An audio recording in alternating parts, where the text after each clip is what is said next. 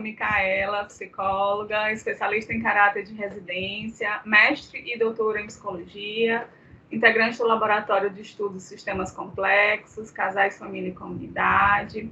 Estou hoje com a professora Beatriz Schmidt para conversar um pouco sobre a temática perdas e luto, temática essa na qual estou como facilitadora de um curso, que faz parte do programa Fortalecendo Famílias, organizado pelo Laboratório Les Plexus, temática a qual pensamos, as temáticas são muito importantes, nesse contexto atual no qual estamos vivendo. Então, a professora Beatriz é psicóloga, especialista em saúde da família e mestre em psicologia pela Universidade Federal de Santa Catarina, doutora pelo programa de pós-graduação em psicologia da Universidade Federal do Rio Grande do Sul.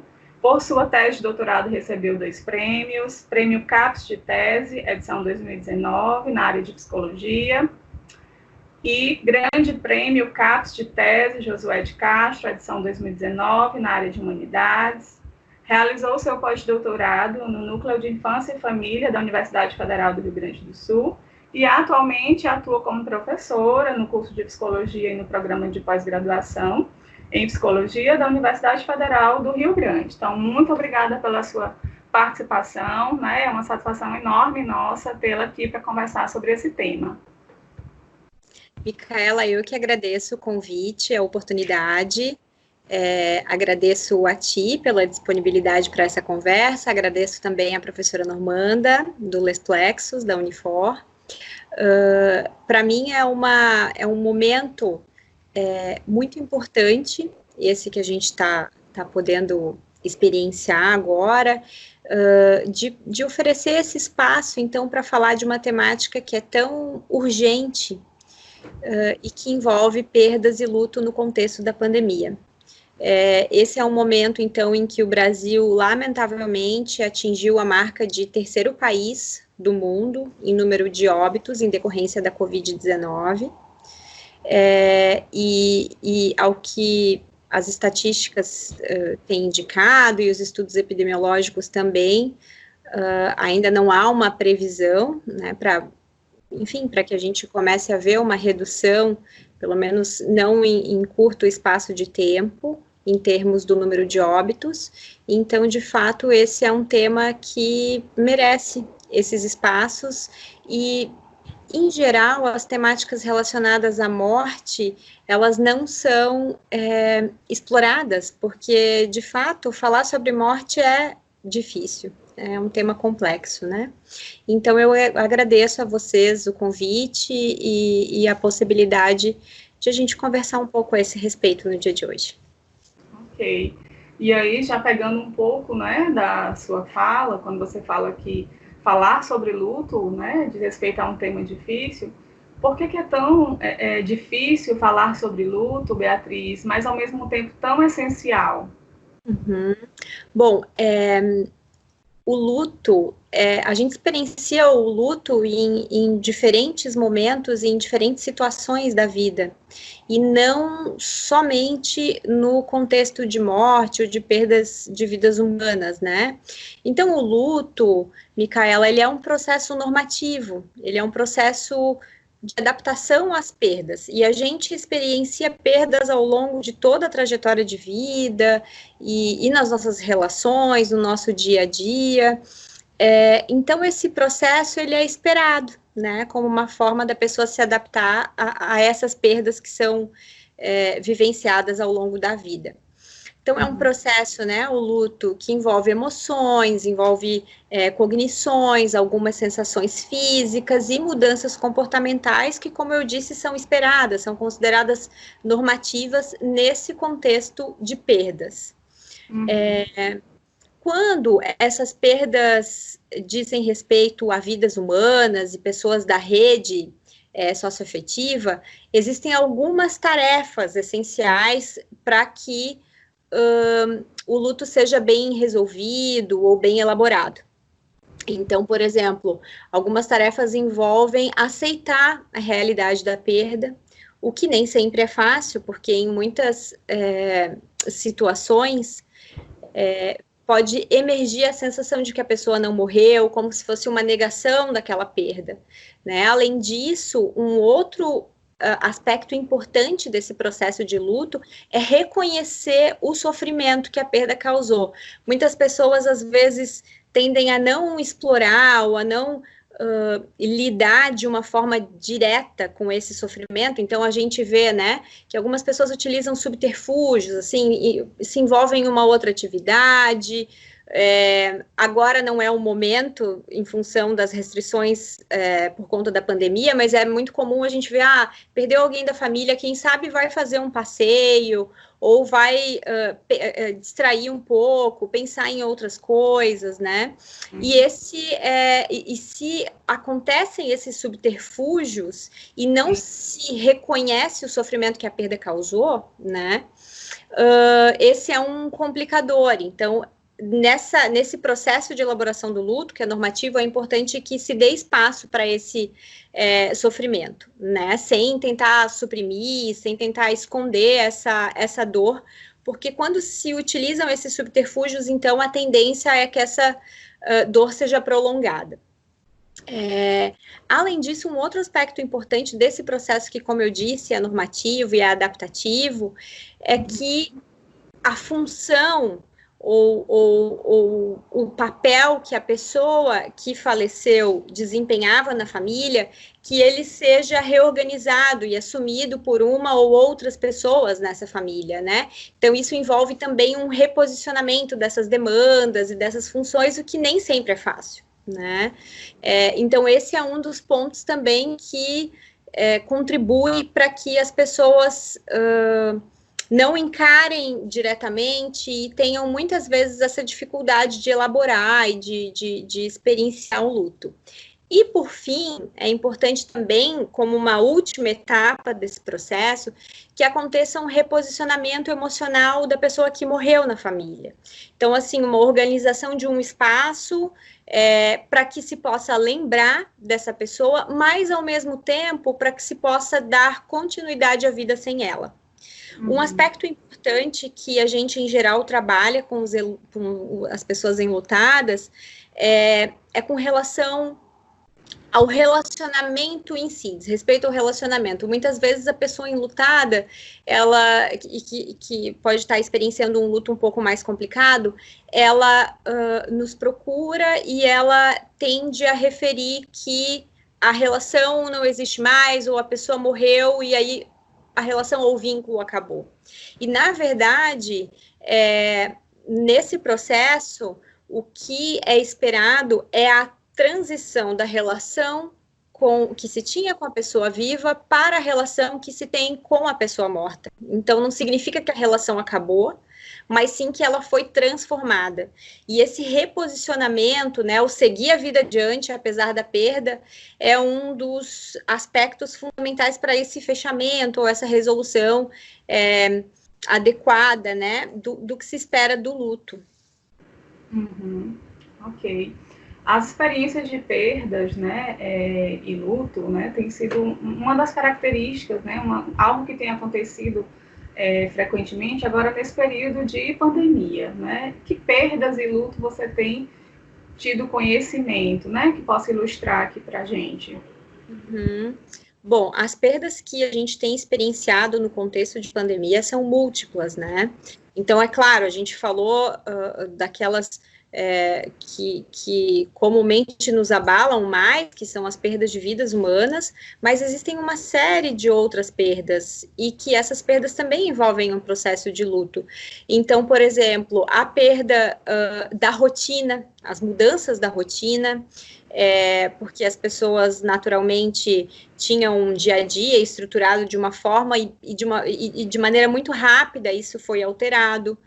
Além disso, as perdas decorrentes do distanciamento social, então essas perdas das interações face a face, que também envolvem a necessidade de elaborar os lutos, e são aspectos que têm sido dificultadores da adaptação também a esse momento. Um outro ponto que envolve um luto, outra perda que a gente tem identificado muito no Brasil são as perdas referentes à estabilidade financeira.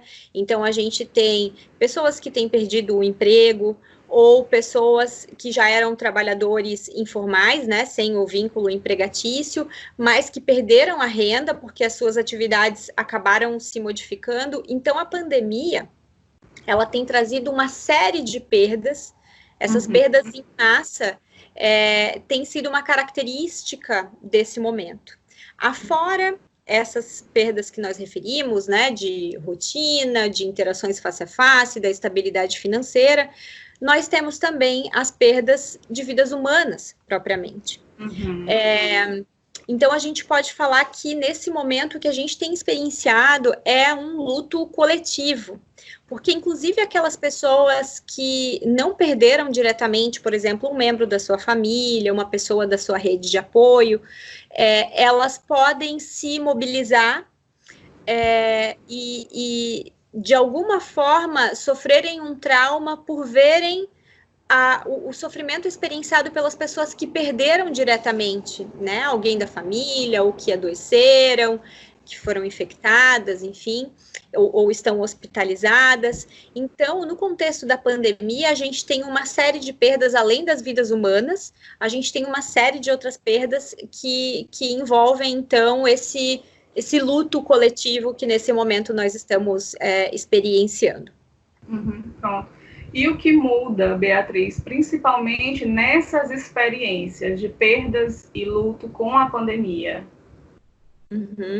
Bom, quando a gente fala, Micaela, especificamente assim das perdas de vidas humanas, eu acho que nesse contexto a gente poderia dividir as perdas em alguns momentos ou algumas etapas, né? Então, a gente trabalha, em geral, com o processo de terminalidade, a morte e o luto, pensando em algo temporal, né? Vamos pensar assim, temporalmente. Então, o que a gente tem identificado no contexto da pandemia são mudanças nesses três momentos, vamos dizer assim, nesses três processos. Em primeiro lugar, Micaela, o luto antecipatório, que a gente chama de luto antecipatório como aquele luto que envolve a iminência da perda. Então, por exemplo, quando as pessoas têm familiares com alguma doença crônica ou que estão em situação de hospitalização e que existe o risco de morte eminente, isso, em geral, costuma favorecer esse processo de luto antecipatório, que a pessoa começa a pensar sobre a perda, porque a perda pode vir a acontecer. No contexto da pandemia de Covid-19, Micaela, o que a gente tem visto é que, em alguns casos, os óbitos têm acontecido muito rapidamente. Então, a pessoa está bem, está em casa, mesmo profissionais da saúde têm dito que, em alguns casos, o paciente entra andando e falando na UTI e, em pouquíssimo tempo, ele evolui para um quadro, assim, de fato muito grave, né, com necessidade de ser entubado, de ventilação mecânica. Então, essa rapidez, né, ela não favorece o luto antecipatório. E o luto antecipatório, a experiência, né, a vivência desse luto antecipatório é algo que contribui para o que a gente chama de ritual de despedida. Que o ritual de despedida, então, seria uma proposta de favorecer as comunicações, as organizações dos reposicionamentos dos relacionamentos, por exemplo, resgate de aspectos que não haviam sido ditos, reaproximações, pedido de desculpa, envolvendo a pessoa na iminência da morte e os seus familiares ou outros membros da sua rede. Então, aí a gente entra nesse processo de despedida, mais especificamente, que também tem sido afetado no contexto da pandemia.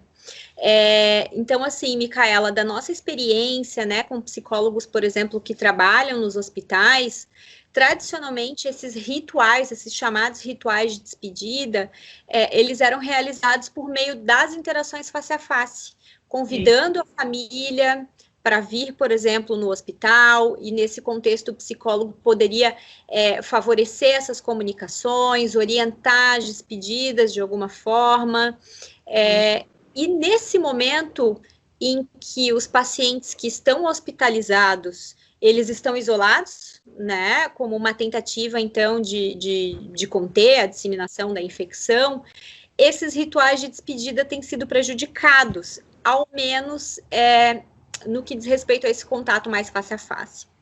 Então, o que se tem feito agora, no contexto da pandemia, é a utilização de alguns recursos, por exemplo, videoconferências, então a utilização do Skype, ou do Zoom, ou mesmo das chamadas de vídeo pelo WhatsApp, entre o paciente que está em isolamento hospitalar e os seus familiares ou membros da rede.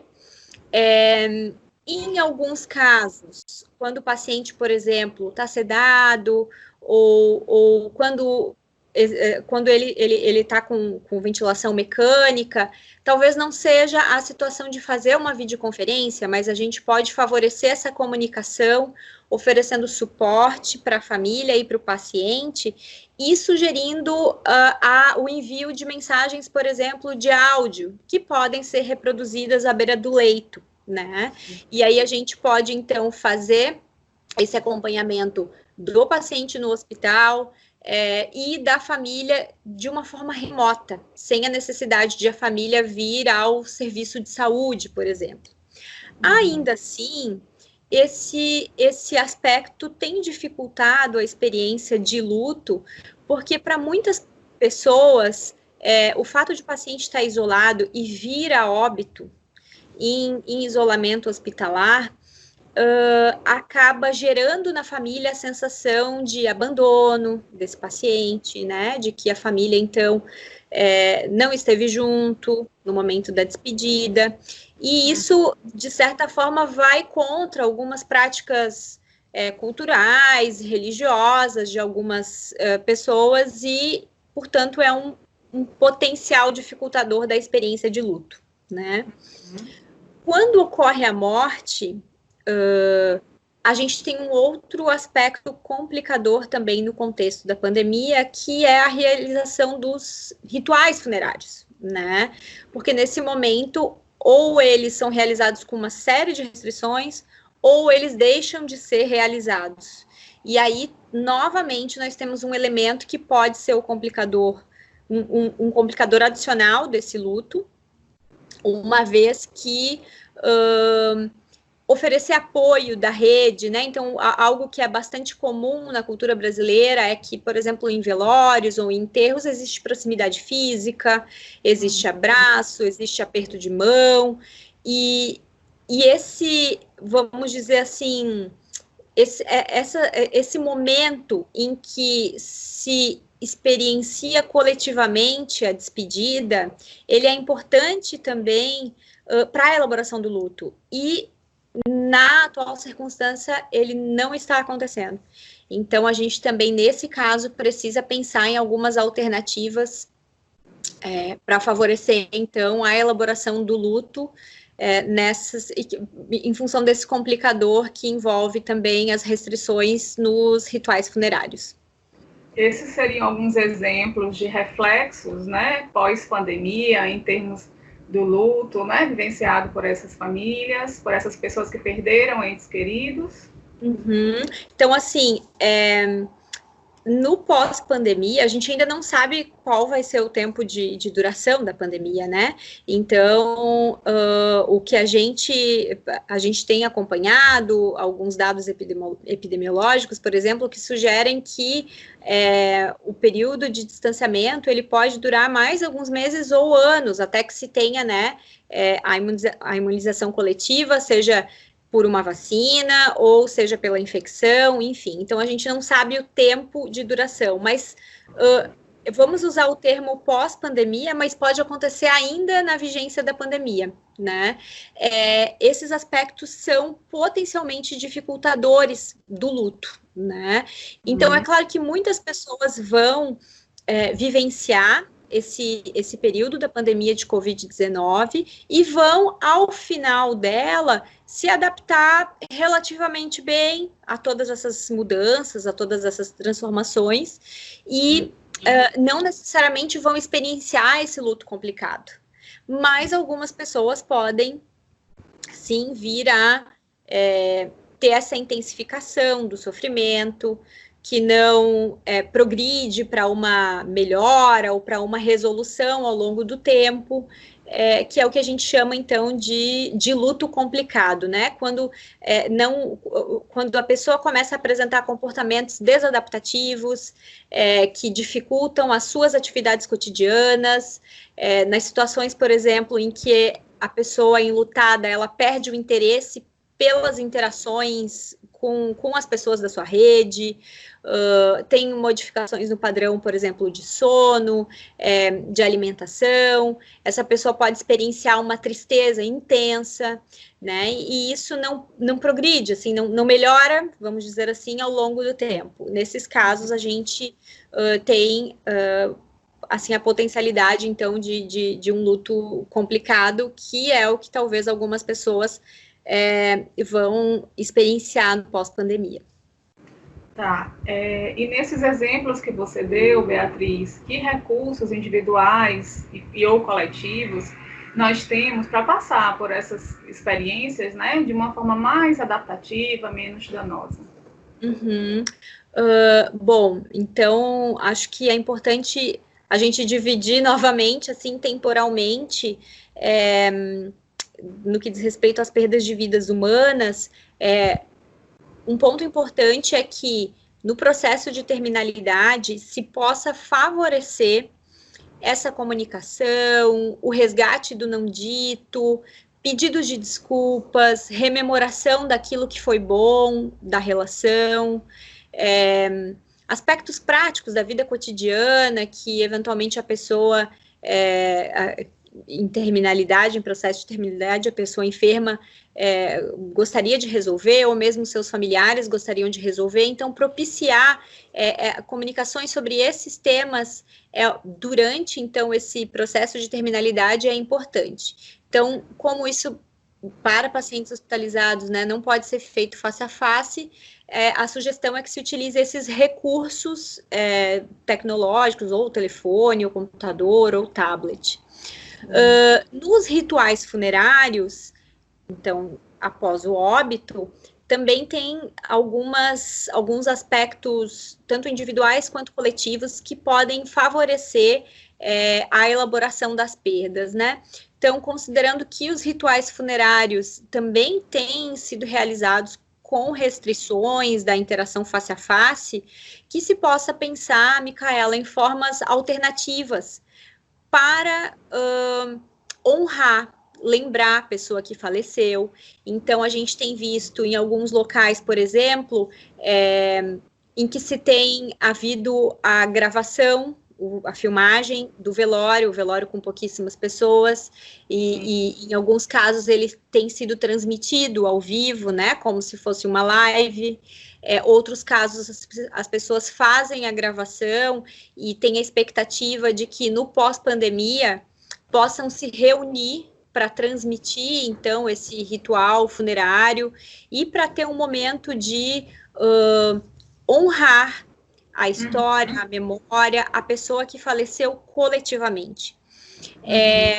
Um outro ponto, Micaela, que é importante no contexto da Covid, é que os caixões, eles têm sido lacrados, então os familiares não conseguem ver a pessoa que morreu dentro do caixão, e isso pode gerar também o que a gente chama de perda ambígua, que também é um dificultador do processo de luto. Então, algumas alternativas, por exemplo, quando for possível ter pelo menos algum número de pessoas junto ao corpo, junto ao caixão, que se coloque uma foto da pessoa que faleceu, Outras sugestões envolvem cantar alguma música que seja significativa para ela ou para os membros da sua família.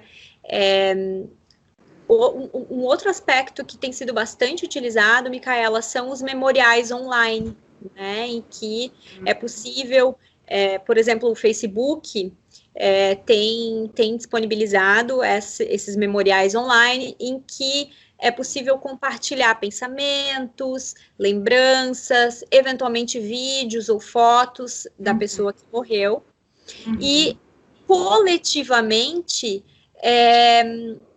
essa é uma forma que favorece, então, esse processo de adaptação à perda e tende a gerar nos membros da família o sentimento de serem apoiados e oferecerem também apoio, né? Porque esse é um ponto fundamental desses rituais funerários, né? Então, eles têm uma função, a morte, ela também tem um aspecto social, né? A elaboração da morte também passa por um aspecto social. Outros rituais, assim, individuais, para pessoas que têm alguma religião, que seguem alguma religião, enfim, que possam fazer orações, ou mesmo colocar uma vela na janela, né, e pensar na pessoa que faleceu. O psicólogo, em especial, quando a família já tinha alguma fé antes da internação hospitalar, ou já expressava, né, uma fé, ou estava vinculada a uma religião, é possível também fazer o contato com os líderes religiosos, né, da religião da família.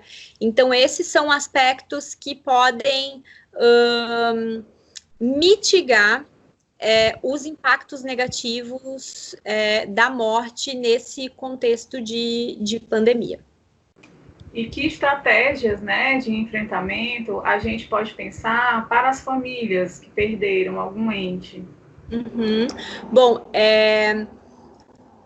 a espiritualidade e a religiosidade são estratégias de enfrentamento bastante utilizadas diante de perdas de vidas humanas, por exemplo, né? Além disso, esses contatos com a rede de apoio, e nesse momento a gente pode pensar na rede de apoio social de pessoas, a família estendida, por exemplo, vizinhos ou pessoas afetivamente próximas, mas também a rede de apoio institucional. Então, nos casos em que a pessoa faleceu no hospital, ou depois de um determinado período de tempo, que permaneceu no hospital, eventualmente teve alta, mas veio a falecer em casa, por exemplo, é importante que o profissional que trabalha no serviço de saúde, por exemplo, o psicólogo, siga acompanhando a família. Pode ser por teleconferência, pode ser por videoconferência, mas que essa família não esteja desassistida da rede de apoio institucional, né? A gente sabe que também nesse contexto de pandemia, alguns serviços têm funcionado em horários diferenciados ou com uma maior restrição de tempo, né, de funcionamento, mas de forma alguma a gente pode... essa rede, de forma alguma, deve se desarticular, vamos dizer assim, né? Então, a rede de apoio institucional também é um ponto importante nesse momento.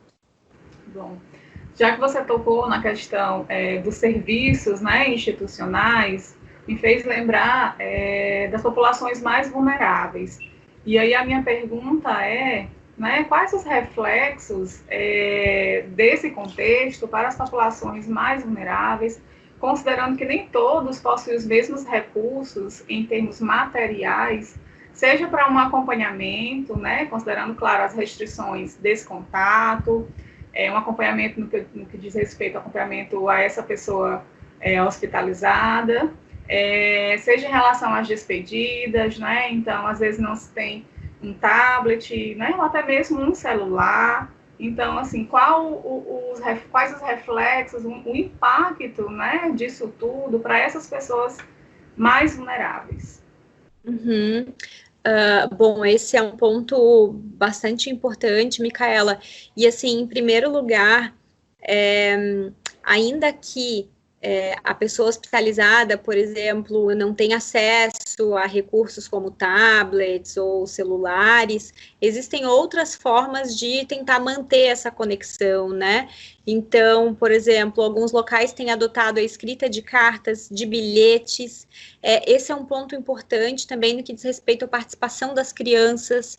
Então, desenhos que as crianças eventualmente produzam, as famílias podem encaminhar fotos para serem colocadas junto ao leito, né, da pessoa hospitalizada, algum objeto que lembre a casa, então, ou um travesseiro, ou algum outro objeto que represente aquela conexão entre a pessoa que está hospitalizada, né, entre o doente e a sua família, e que pode ser mantido com ele durante a hospitalização e, inclusive, nos casos em que eventualmente o óbito ocorre, pode ser colocado também dentro do caixão, como assim, representando um vínculo, né, da pessoa que faleceu com a sua rede. Friso a importância, então, de, por exemplo, desenhos ou cartas, especialmente para as crianças e para os adolescentes que também podem ser incluídos nesse processo, né? Isso é importante também considerar. E ainda com relação às pessoas mais vulneráveis, em geral, um ponto importante é que, além da perda, quando ocorre o óbito, né? Então, além da perda, da perda da vida humana, do ente querido, muitas vezes essas famílias experienciam também perda financeira, porque talvez a pessoa que faleceu trazia recursos financeiros ou tinha uma renda que contribuía, então, para o orçamento familiar. Então, nesse caso, experienciar a vulnerabilidade socioeconômica pode ser um complicador, um estressor adicional e que potencialmente um fator que dificulta ainda mais a experiência de luto, né? Então, nesse caso, é importante que a gente pense na articulação da saúde com a assistência social, né? Então, a gente está trabalhando nesse contexto com um fenômeno que é complexo. Então, a gente tem que pensar na lógica de complexidade das redes institucionais, sabendo que não é um serviço apenas que vai dar conta de atender uma demanda complexa, né? Então, a gente precisa ter essa articulação ou essa integração da rede de saúde, por exemplo, com a rede de assistência social. Ok. E aí, por último, né, a gente está caminhando aqui para finalizar a nossa entrevista, mas aí eu gostaria de saber se é possível pensar em aspectos positivos, né, se existem aspectos positivos decorrentes dessa pandemia, ou posteriormente a tudo isso que nós estamos vivendo. Uhum. Bom, um aspecto positivo que a gente pode pensar como vínhamos falando, eventualmente do fortalecimento das redes, né? Eu acho que esse é um ponto que é um fator de proteção ao desenvolvimento, né? Então, esse fortalecimento das redes socioafetivas, inclusive, ele favorece a elaboração do luto. Além disso, nós temos a expectativa de maior compromisso, maior solidariedade entre as pessoas, né? Então, a gente tem indicativos, por exemplo, de que algumas pessoas têm se organizado de uma forma mais solidária do que vinham fazendo em outros momentos, e isso nos parece, então, essencial para enfrentar os desafios, tanto agora, durante a vigência da pandemia, quanto após. Além disso, também tem estudos que referem que em situações traumáticas, em eventos estressantes, as pessoas podem ter um crescimento pós-traumático, né? O que significa isso? Significa que, ainda que aconteçam circunstâncias muito desafiadoras, é possível que exista uma transformação psicológica positiva, né? Então, mudanças positivas para as pessoas que experienciam essa situação difícil. E, Micaela, isso Em geral, né, depende de alguns aspectos, por exemplo, como a articulação dessa rede de apoio, né, tanto o apoio social quanto mais próxima, pessoas da família, pessoas da comunidade, quanto a rede de apoio também institucional. Isso contribui também para que narrativas mais adaptativas, né, sobre o evento traumático venham a ser desenvolvidas, e isso favorece, então, tende a favorecer a resolução do luto em decorrência das perdas experienciadas no contexto da pandemia. Então, professora, muito obrigada pelas contribuições riquíssimas, certamente, né, a partir dessa entrevista, muitas reflexões, né, vão ser geradas. Mais uma vez, a gente agradece, né, a sua participação, a oportunidade de estar aqui conversando com você sobre esse tema. E aí, agora, eu deixo o convite, né, para as pessoas que estão nos assistindo, para que elas assistam o curso, né, Perdas e Luto, e deem continuidade também assistindo os outros cursos do programa Fortalecendo Famílias. Muito obrigada, Micaela, eu fico à disposição, e foi uma satisfação poder falar contigo, apesar desse tema ser um tema muito complexo, muito delicado, ele é mais do que necessário nesse momento. Então, agradeço a oportunidade de conversarmos hoje sobre ele. Ok. Então, até mais. Muito obrigada, até mais.